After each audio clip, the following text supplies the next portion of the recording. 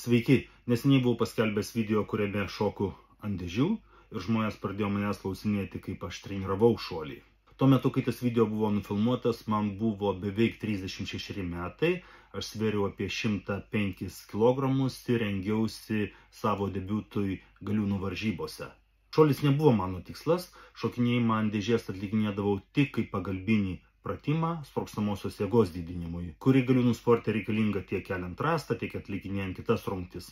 O pats šuolis atsirado kaip šalutinis efektas atlikinėjant pritūpimus su štanga ant pečių arba su štanga ant krūtinės, nes šuolis labiausiai priklauso nuo keturgalvio šlaunies raumens, tai yra priekinės šlaunų dalies jėgos. Blauzda tik tai pabaigia šuolį, bet pirminį impulsą duoda keturgalvis.